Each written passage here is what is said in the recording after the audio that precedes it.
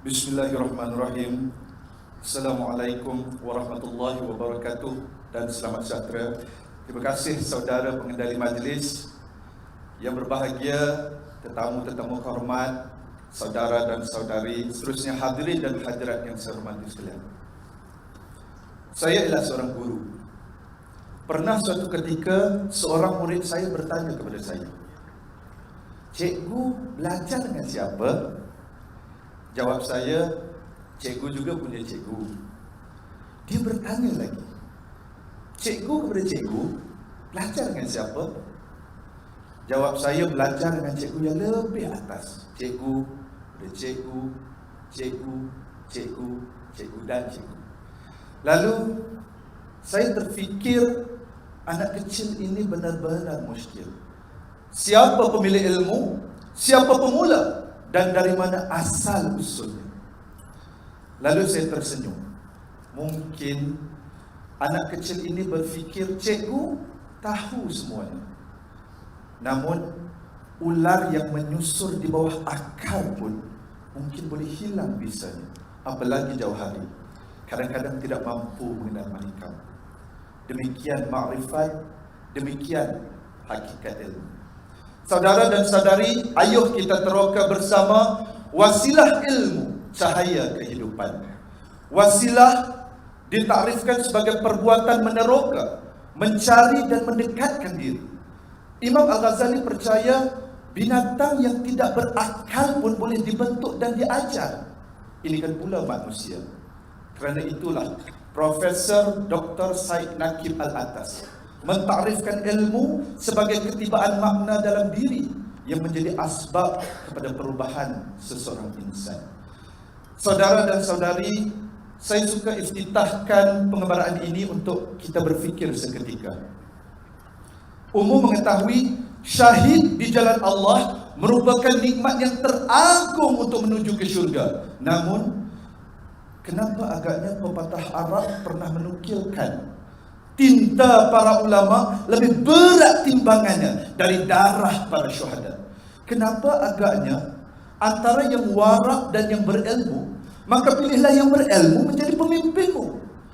Dan kenapa menggigil Nabi Allah Muhammad ketika didakap Jibril, "Iqra, Iqra, Iqra." Bacalah, bacalah, bacalah. Dari sudut perspektif yang berbeza, kitab Purana dan Upanishad juga menceritakan betapa alam semesta tercipta tahap demi tahap, ibarat laba-laba memintal sarangnya. Albert Einstein mencipta formula E sama dengan MC kuasa 2 setelah membaca bait-bait ayat kitab Veda. Dari tenaga menjadi matahari dan matahari menjadi tenaga.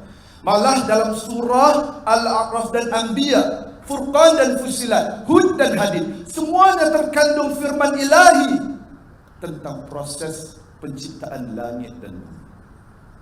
Mungkin ada sebabnya.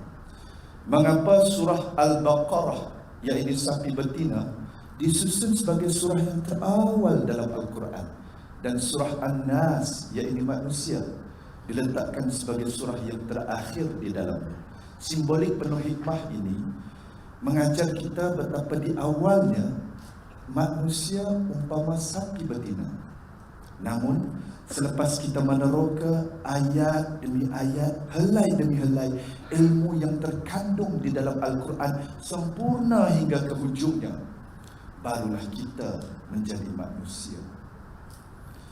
Saudara dan saudari, mungkin anda tidak percaya, 40 kali Ibnu Sina mengulang baca kitab metafizikal karya Aristotle, sebanyak 14 buku dan 13 bahagian.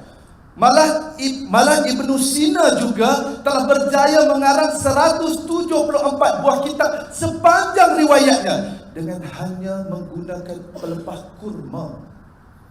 Raja Piar Taksin Cholalongkorn Prinsip Surah Ewang Sana Prationg Piknes Surah Sunggan, Alfred Russel Crowe dan juga Karamchand Mohandas Mahatma Gandhi berkongsi satu rasa percaya yang sama. Ilmu bisa membebaskan bangsa mereka dari penindasan, penjajahan, kezaliman, kedhaifan dan kemiskinan. Syaratnya wasilah ilmu perlu diterapkan. Dan dengan wasilah inilah tersusun piramid dengan darjah kecenderungan yang sama, semuanya menghadap ke utara. Kolosium di Rom yang mampu memuatkan 50,000 orang manusia direka bentuk supaya ia boleh dibanjiri dengan air untuk sukan akuatik. Itu hanya contoh-contoh kecil yang saya ambil daripada sejarah tamadun dunia yang akbar. Sesungguhnya tamadun dunia tidak terbina dengan kuasa, tidak terbina dengan harta, tidak terbina dengan kata-kata, tetapi ia terbina dengan ketajaman ilmu para cendekia dan pendeta.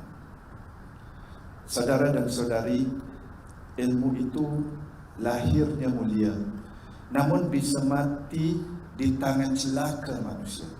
Lupakah kita, kalau bukan kerana Alan Turing berjaya memecahkan kod enigmanya, mungkin korban nyawa perang dunia telah melebihi 8,6 juta. Lupakah kita, kerana kegilaan New Zealand dengan senjata biologinya telah menghapuskan umat manusia tanpa belas. Lupakah kita, 14 bilion butir peluru dihasilkan setiap tahun. 2 butir peluru cukup untuk setiap penduduk di muka bumi ini.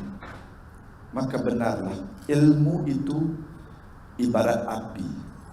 Ia boleh memberi cahaya, ia juga mampu membakar, membawa bahana.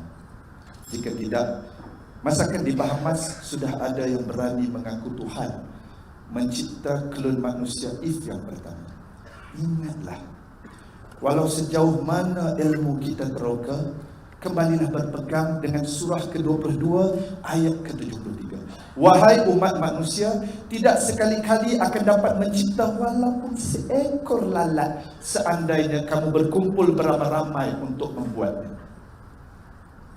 Saudara dan saudari, saya tidak bangunkan pidato saya ini dengan 3 teras utama, tetapi dalam diam ia memberi 3 kesimpulan yang bermakna. Pertama, ilmu itu milik Tuhan. Kita hanyalah pembaca dan peneroka. Kerana itu, selepas Iqra, ia tidak sekadar berhenti di situ saja. Bismi rabbikal ladzi khalaqa. Bacalah dengan nama Tuhanmu yang mencipta. Kedua, ilmu itu ibarat senjata. Ia bisa mempertahankan kita, ia juga bisa menghunus manusia. Dan ketiga, ilmu itu cahaya. Tuhan kurniakan kita mata untuk membaca, telinga untuk mendengar, tangan untuk menukilkan, mulut untuk berbicara dan kaki melangkah menuntutnya. Tidak ada satu pun dari anggota badan kita yang tidak tercipta untuk kita menerangkan setitis ilmu dari ilmu Tuhan yang selautan. Dan cahaya ilmulah yang menyinari kita. Maka saya tinggalkan pidato ini supaya anda semua berfikir buat seketika. Jantung ilmu ialah tulisan dan bahasanya. Jepun tidak pernah malu menggunakan sistem pendidikan Hankoya. Tidak juga malu menggunakan tulisan kanji dan katakana. Mereka maju dengan perasaan itu. Bertanya pada diri kita sendiri, adakah kita malu dengan bahasa dan tulisan yang kita ada? Sekian. Wabillahi taufiq wal hidayah. Assalamualaikum warahmatullahi wabarakatuh.